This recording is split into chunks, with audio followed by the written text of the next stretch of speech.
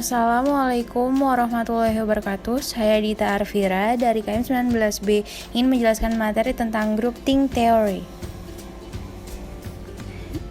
Jadi sebelum kita masuk pengertian dari grouping, kita harus tahu dulu nih apa itu maksud dari kelompok. Jadi, apa itu kelompok? Kelompok merupakan kumpulan lebih dari 2 orang yang berinteraksi dan saling mempengaruhi satu dengan yang lainnya dan dibentuk bersama berdasarkan pada tujuan yang sama. Nah, di sini baru kita belajar dari jenis kelompok. Jenis kelompok itu ada 4, ada common group, task-oriented group, interest group, dan friendship group. Kalau common group contohnya kayak organisasi, kalau task-oriented group kayak kelompok kerja, kalau interest group kayak kelompok politik, dan friendship group kayak kelompok bermain. Nah, kemudian tokoh yang terkenal dalam membuat teori grouping ini bernama Irving Janis pada tahun 1972. Irving Janis mengatakan grouping adalah istilah untuk keadaan ketika sebuah kelompok membuat keputusan yang tidak masuk akal untuk menolak anggapan atau opini publik yang sudah nyata buktinya. Nah, mungkin contohnya kayak kan di setiap kelompok tuh mempunyai perbedaan pendapat. Mungkin ada satu orang yang menganggap dirinya sebagai leader dan dia menjadikan dirinya itu sebagai pendapat yang benar dan tidak mendengar pendapat yang lain. Kemudian kita masuk ke dalam asumsi grouping. Di dalam asumsi grouping ada 3. Yang pertama, terdapat kondisi di dalam kelompok yang mempromosikan kohesivitas tinggi. Kohesivitas tinggi di sini maksudnya adalah rasa kebersamaan kelompok yang tinggi. Yang kedua, ada pemecahan masalah kelompok pada dasarnya merupakan proses terpadu. Ini tuh maksudnya kayak leadership. Jadi kelompoknya itu cenderung lebih tertarik mengikuti pemimpin saat pengambilan keputusan.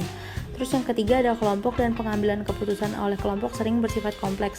Di sini maksudnya kayak di dalamnya tuh kayak lengkap, kayak usia, sifat kompetitif, ukuran kecerdasan, komposisi gender, gaya kepemimpinan dan latar belakang budayanya itu semuanya tuh lengkap, jadi kompleks. Jadi, apa sih yang menjadi faktor pendorong terjadinya grouping? Nah, terjadinya grouping ini terjadi karena yang pertama ada kohesivitas kelompok. Nah, yang tadi kan kohesivitas kelompok merupakan rasa kebersamaan kelompok yang tinggi.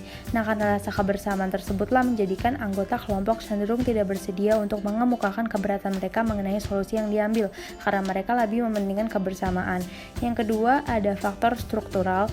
Di sini tuh kayak contohnya tuh kayak ada pemimpin yang mementingkan agenda pribadinya, kayak dia mementingkan kepentingan pribadi dibandingkan kepentingan kelompok. Nah, yang ketiga ada tekanan kelompok eksternal dan internal. Kan tekanan tuh contohnya kayak emosi ya. Nah, ditambah lagi apabila ada pemimpin yang memiliki argumen, kemungkinan besar argumennya yang akan diterima tanpa berpikir panjang. Ada gejala grouping menurut Irving Janis. Yang pertama ada penilaian berlebihan terhadap kelompok. Nah, di sini tuh contohnya tuh kayak kelompoknya tuh tetap positive thinking terhadap keputusan yang diambil. Jadi mereka tuh berasumsi bahwa anggota-anggota kelompoknya kan udah baik, makanya menurutnya tuh keputusannya tuh pasti juga akan baik. Nah, yang kedua ada ketertutupan pikiran. Di sini mereka tidak mengindahkan pengaruh-pengaruh dari luar terhadap kelompok. Dan yang ketiga ada tekanan untuk mencapai keseragaman. Di sini tuh mereka berusaha dengan semaksimal mungkin untuk menjaga keharmonisan kelompok. Nah, jadi apa sih dampak negatif dari grouping? Nah, dampak negatif dari grouping itu yang pertama, cenderung tidak memperkirakan tantangan dari kelompok lain. Yang kedua, cenderung memilih solusi yang kualitasnya rendah tapi menjaga kekohesifan. Jadi kayak lebih mementingkan kebersamaan dibanding keputusan yang diambil tuh benar atau enggak. Terus yang ketiga, ada sasaran kebijakan tidak disurvei secara lengkap. Dan yang keempat, solusi yang sudah dipilih tidak dipertimbangkan kembali. Nah, jadi bagaimana sih cara mencegah terjadinya grouping? Nah, terjadinya grouping itu cara mencegahnya yang pertama menerima adanya keberatan dalam kelompok.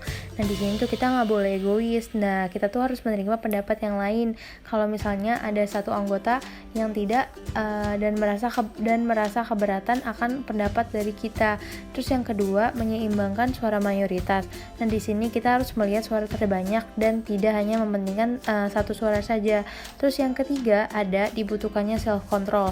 Di sini tuh kayak meskipun dalam satu kelompok tersebut itu memiliki suatu tekanan, maka kita sebagai anggota kelompok tuh tidak boleh emosi dan kita juga harus menghargai pendapat dari anggota kelompok yang lain.